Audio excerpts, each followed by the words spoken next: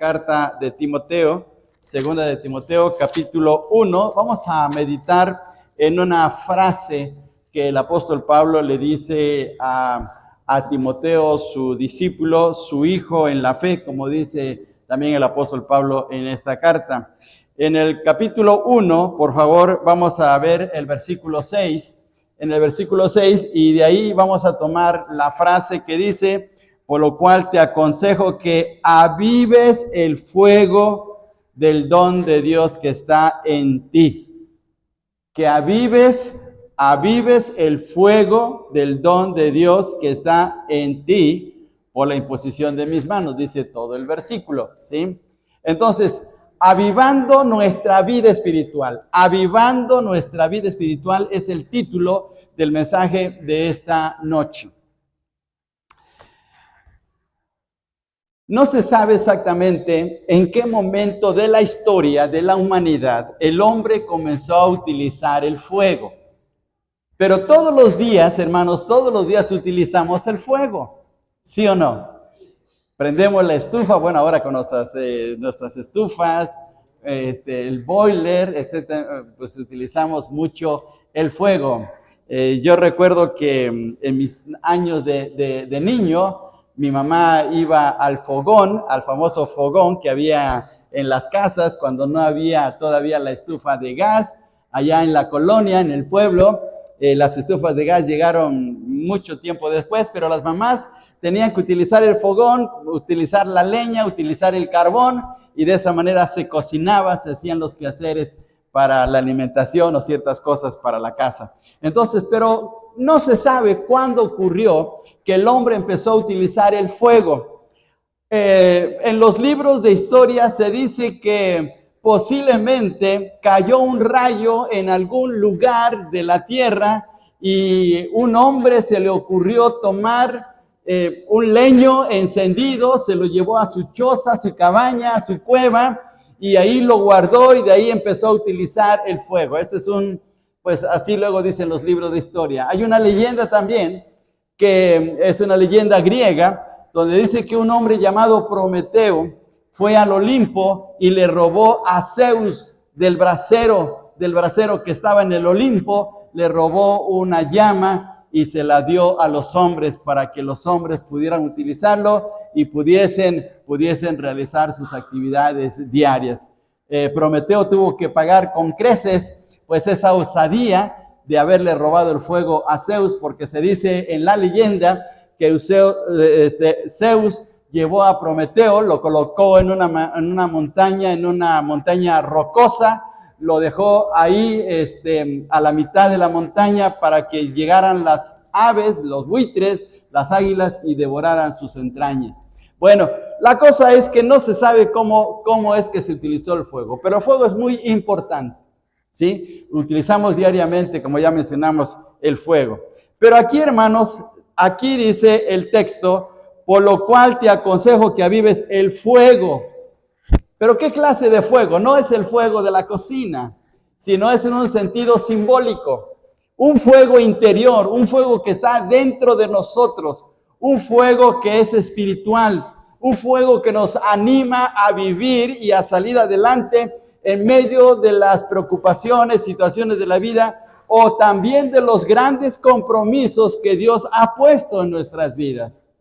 Por favor, les invito a que vayamos a Jeremías capítulo 20. Jeremías capítulo 20 y veamos una expresión relacionada con el fuego aquí, por favor.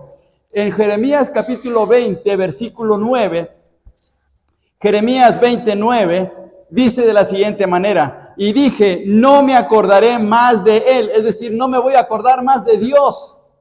¿Por qué no me voy a acordar más de Dios? Porque estoy sufriendo por Dios, porque me están pasando cosas tremendas, estoy siendo afligido, estoy siendo atormentado, estoy siendo maltratado por Dios. Y dice Jeremías, no me acordaré más de él, ni hablaré más en su nombre. Pero miren lo que dice Jeremías: no obstante, es decir, a pesar de eso, había en mi corazón, ¿qué cosa? Como un fuego ardiente, metido en mis huesos. Traté de soportarlo, traté de sufrirlo, y no pude. Había un fuego interior. ¿Cuántas veces, hermanos, cuántas veces en un momento hemos querido ya, como se dice vulgarmente, tirar la toalla en nuestra vida cristiana? Decir, ya tengo tantos problemas, no encuentro trabajo, la economía en mi casa está por los suelos, tengo demasiados problemas, mis hijos no me respetan, alguien se quiere salir de la casa, se quiere ir como hijo pródigo, allí en el trabajo se burlan de mi fe, mi esposa ya no me quiere. Bueno, hay tantas cosas en la vida que a veces sentimos la presión y decimos, ya se acabó esto, ya no voy a seguir en el camino de Dios, tengo más problemas ahora que antes. Pero dice Jeremías, había un fuego ardiente en mis huesos. Y por ese fuego, hermanos, seguimos. Por ese fuego espiritual permanecemos. Y si en la noche, hermanos, en la noche cuando estamos dándole vuelta a nuestra cabeza, ¿qué va a pasar con nuestra vida? Al otro día el Señor renueva nuestras fuerzas y dice, sigue adelante y sigue adelante. Y entonces llega el día domingo y venimos a la casa del Señor. Porque no podemos tirar la toalla porque hay un fuego interior. Es el fuego espiritual de nuestro Dios. Es el fuego de la presencia del Espíritu Santo. El Señor, o mejor dicho, Juan el Bautista dijo del Señor Jesús que Él vendría a bautizarnos con Espíritu Santo y fuego, con el fuego espiritual de Dios, que es el entusiasmo. Es el deseo de buscar a Dios, es el deseo de ir cada día avanzando en nuestra vida espiritual, buscando a Dios, sirviéndole a Él, porque eso solamente procede de Dios, no de nosotros mismos. Tiene que ver con el poder de Dios, tiene que ver con la presencia de Dios. Y el apóstol Pablo, volviendo a 2 Timoteo capítulo 1, versículo 6, el apóstol Pablo estaba a punto ya de partir de este mundo. Veamos por favor el capítulo 4. Capítulo 4 y versículo 6 también. Capítulo 4, versículo 6 dice, porque yo ya estoy para ser sacrificado y el tiempo de mi partida, ¿cómo está? Está cercano. Los historiadores dicen que esta es la última carta del apóstol Pablo. El apóstol Pablo se encontraba encarcelado en Roma. La tradición, no lo dice el Nuevo Testamento, no lo dice la Escritura, pero la tradición cristiana, la iglesia cristiana, la historia de la iglesia dice que el apóstol Pablo, por ser romano, fue decapitado. Así murió el apóstol Pablo en Roma, decapitado. Bueno, esa es la historia de la iglesia, pero el Nuevo Testamento no lo menciona. Pero lo cierto es que el apóstol Pablo ya estaba a punto de partir y él estaba consciente de eso y le aconseja a Timoteo que avive el fuego que había dentro de su interior. ¿Por qué? Porque Timoteo estaba temeroso de que el apóstol Pablo se iba a ir. Y las aflicciones por compartir el evangelio eran muchas. Por favor, veamos el capítulo 1 y ahora veamos más adelante. Dice de la siguiente manera el versículo 8, por favor. Versículo 8.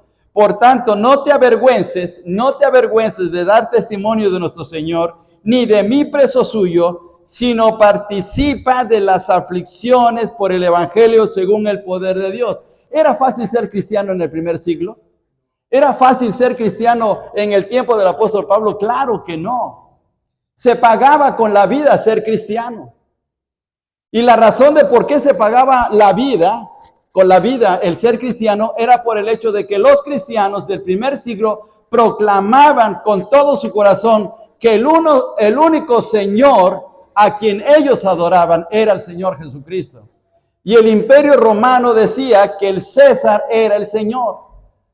Entonces, para los romanos, para el imperio romano, los cristianos estaban en contra del gobierno, estaban en contra del César y tenían que pagar porque eso era una sedición, era un levantamiento, era un complot contra el César. Entonces tenían que pagar con su propia vida. Y el apóstol Pablo ya estaba a punto de irse y el apóstol Pablo le estaba pasando la estafeta, podemos decir de esta manera, a Timoteo. Timoteo se iba a encargar de llevar adelante la obra misionera que el apóstol Pablo había emprendido años atrás y que se había extendido por Asia Menor, se había extendido por Macedonia, la parte norte de Grecia, en Grecia, y había llegado el evangelio, y Pablo se estaba animando a predicar el evangelio hasta España, porque así lo dice el capítulo 15 de Romanos. Y ahora que ya no iba a ser el apóstol Pablo, ¿a quién le tocaba emprender esa visión o seguir con esa visión? Pues a Timoteo. Y Timoteo se sentía atemorizado por ese peso del trabajo, por esa carga tan especial de llevar el evangelio y poder estar al cuidado de las iglesias de ese tiempo. Y vean ustedes, dice en el versículo 8, no te avergüences de dar testimonio de nuestro Señor, ni de mí. ¿Por qué creen que le está diciendo el apóstol Pablo a Timoteo que no se debe de avergonzar? Porque estaba sintiendo temor. Ahora, regresemos un poquito al versículo 7, por favor. Vamos a leer el versículo 7, todos juntos. ¿Qué dice el texto? Versículo 7 del capítulo 1 de Timoteo, de 2 Timoteo. Porque no nos ha dado Dios espíritu de cobardía, sino de poder, de amor y de dominio propio. ¿Qué creen que le estaba pasando a Timoteo? Se estaba acobardando. ¿Sí? Se estaba acobardando. ¿Nos gusta que en el trabajo nos presionen por ser cristianos? Bueno, ni siquiera nos gusta que nos presionen por cualquier cosa, pero menos por ser cristianos, ¿sí? Nos gusta que en el trabajo, en la escuela, nos señalen por ser cristianos. No nos gusta. Pero en el siglo primero era peor la situación. Era peor la situación. Ser señalado era ir a la cárcel o pagar con la vida. Y Timoteo le estaba preocupando eso. Y por eso es que el apóstol Pablo le dice, aviva el fuego que está dentro de ti. Aviva ese fuego. Porque le iba a quedar una responsabilidad muy grande. ¿Cómo iba a avivar ese fuego, Timoteo? ¿Cómo iba a avivar ese fuego que estaba dentro de él? Bueno, lo que iba a ocurrir con Timoteo tiene que ocurrir también con nosotros, hermanos. Ese fuego que está dentro de nosotros, es el que produce entusiasmo, es el que produce valor, valentía para poder seguir adelante. Ese fuego que está dentro de nosotros nos hace tener una visión de lo que va a ocurrir en el futuro. Sí, vale la pena sufrir por el hecho de que vamos a ir adelante y en el futuro Dios va a hacer algo grandioso en nuestras vidas. Mire, esto no es extraño. Cuando un joven entra al primer semestre de la universidad, supongamos que su carrera es de 5 años. Si es de 5 años, ¿cuántos semestres son? Si su carrera es de 5 años, ¿cuántos semestres son?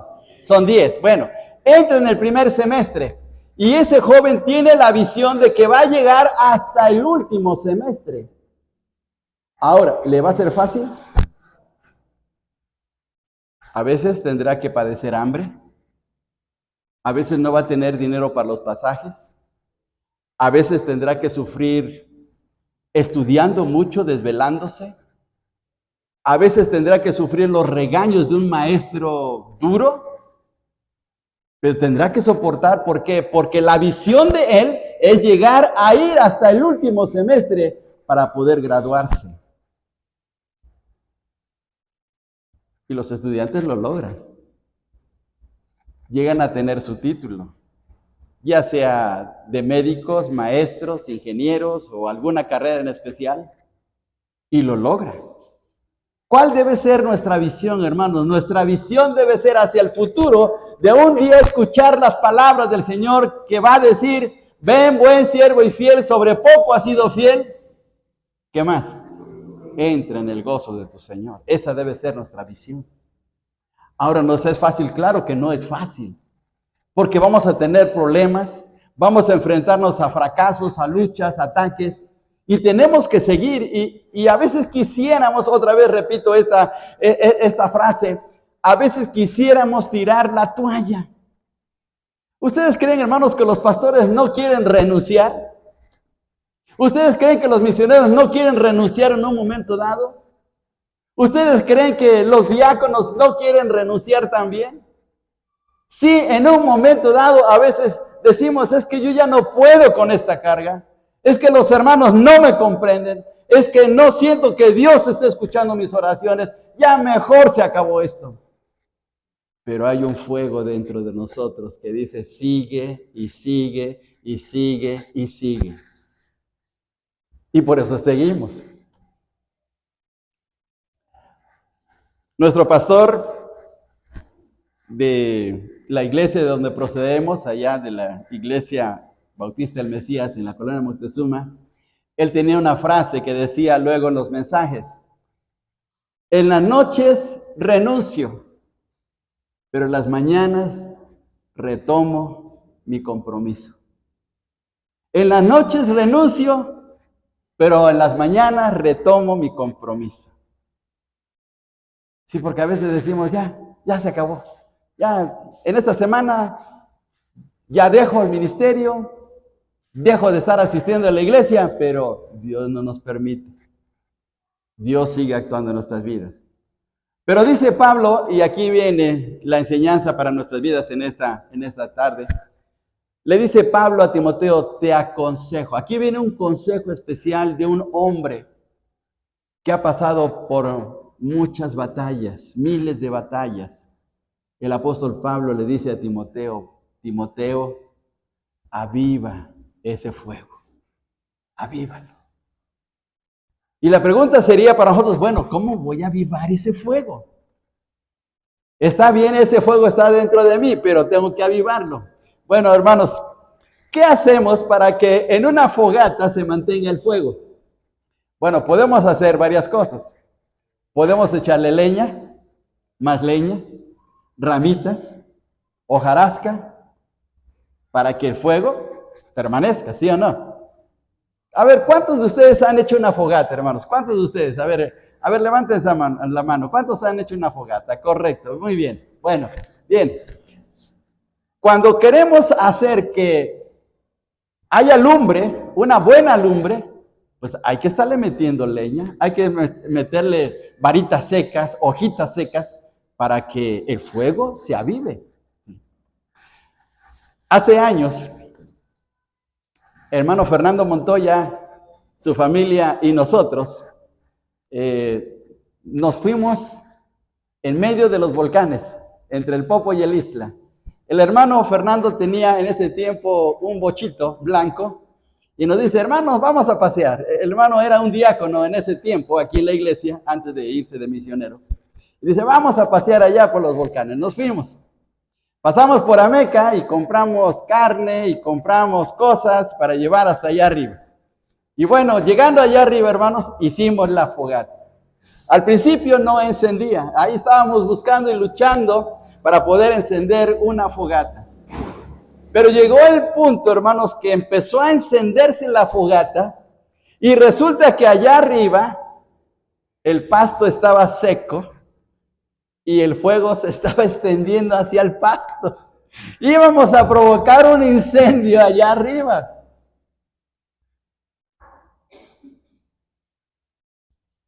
Así es como se enciende una fogata y se le aviva. Otra forma es que las abuelitas allá en el pueblo, no sé aquí cómo era la ciudad, pero tenían un soplador, ¿sí? ¿Se acuerdan? Del soplador. Y con el soplador lo movían hasta que por fin encendían el carbón o la leña y ya estaba en su punto para poder guisar. ¿Cómo podemos hacer que en nuestro corazón se avive ese fuego? Pues la manera es acercándonos a la fogata. Y en el sentido figurado, hermanos, es acercarnos a Dios. Buscarle a Él. Acercarnos a Él para que de esa manera el Señor avive nuestro fuego. Y veamos el Salmo 84, por favor. Veamos lo que dice este maravilloso salmo, Salmo 84. Dice la palabra del Señor en este salmo. Fíjense bien, hermanos. Cuán amables son tus moradas, oh Jehová de los ejércitos. Versículo 2. Anhela mi alma y aún ardientemente, ¿qué cosa, hermanos? Desea, ¿y qué cosa desea? Los atrios de Jehová. Los atrios de Jehová. Desea los atrios de Jehová. Deseaba estar en la casa de Dios. Y hermanos, pregunta para nuestros corazones. ¿Deseamos de la casa de Dios? O cuando llega el día domingo decimos, otra vez estar en la iglesia. Como la frase de Betsy cuando era chiquita, otra vez templo. Otra vez venir a la iglesia. No, Señor, pues, Señor, hoy es 15 de septiembre, debo estar allá en el Zócalo para despedir al presidente, que es su último mensaje, el último grito. E ir a la iglesia, no, Señor, no. Pero el que tiene el deseo de avivar su corazón busca las cosas de Dios. Y dice este salmo, anhela mi alma, lo anhela. Y aún ardientemente desea los atrios de Jehová. Mi corazón y mi carne cantan al Dios vivo. Ese es el deseo para avivar el corazón. De estar junto con Dios, de buscarle con todo el corazón. De esa manera surge el entusiasmo, surge el vigor espiritual, surge ese deseo de hacer las cosas de Dios. Y lo disfrutamos porque no es una carga, al contrario, es una bendición muy grande. Veamos un ejemplo más. Marcos capítulo 1, por favor. Marcos capítulo 1. Un ejemplo de cómo avivar el fuego que está en nuestro interior. Marcos capítulo 1.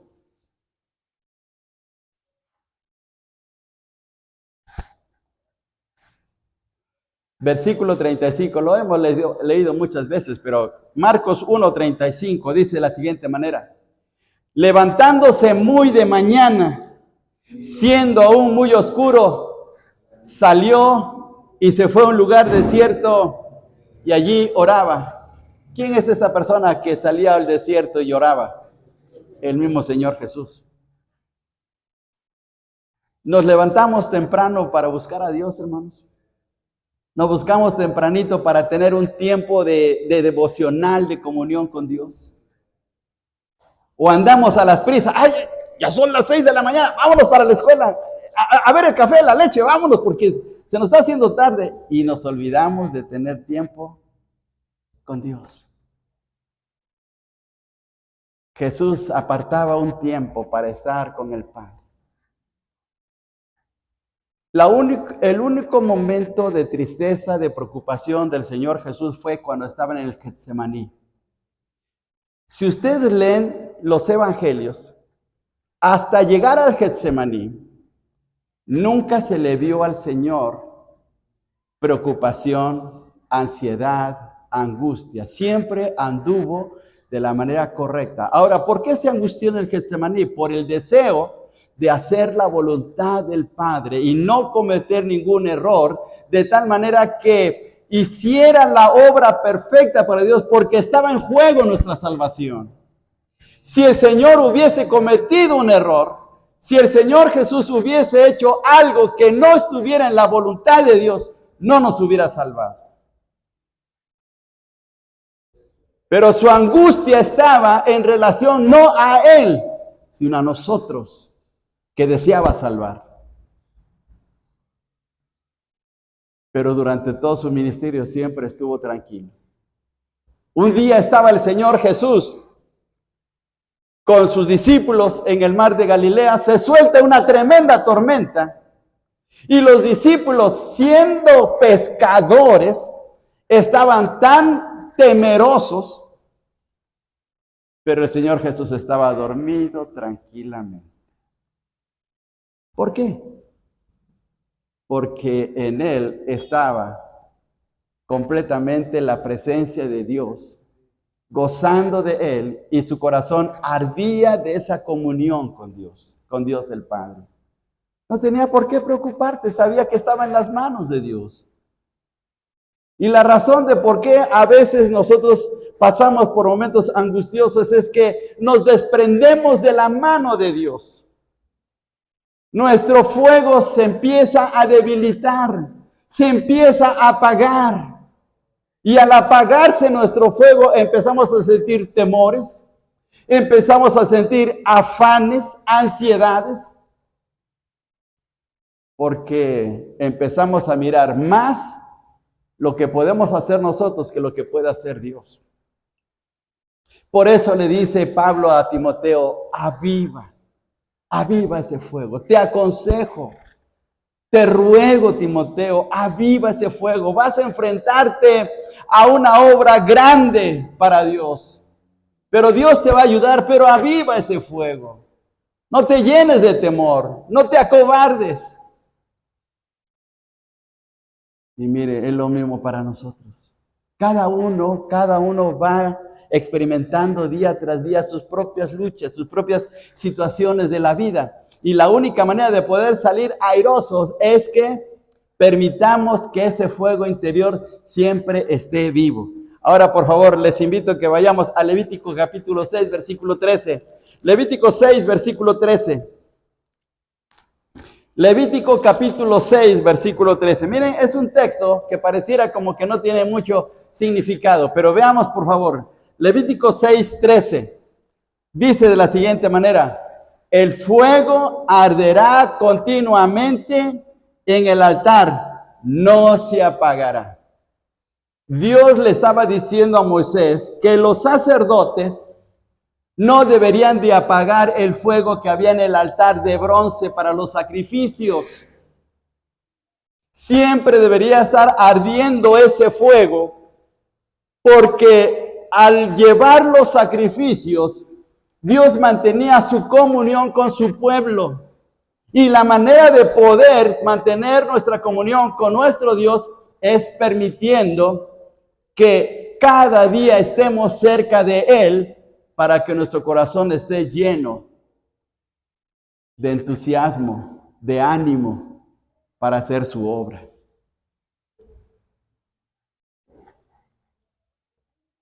Si queremos saber cuál es el problema que tiene un cristiano desanimado, simplemente veamos cómo está su vida devocional, cómo está su vida de oración. Simplemente es eso. Cuando deja de buscar a Dios, cuando un hijo de Dios deja de buscar al Señor y de no tener comunión con Él todos los días, no tener tiempo de oración, empieza a decaer poco a poco y empieza a desanimarse. Las cosas las ve de una manera rutinaria. Vean un cristiano fogoso, vean un cristiano entusiasmado, vean un cristiano dispuesto a realizar la obra de Dios, no importa el costo que sea. Es un cristiano que todos los días está en plena comunión con Dios.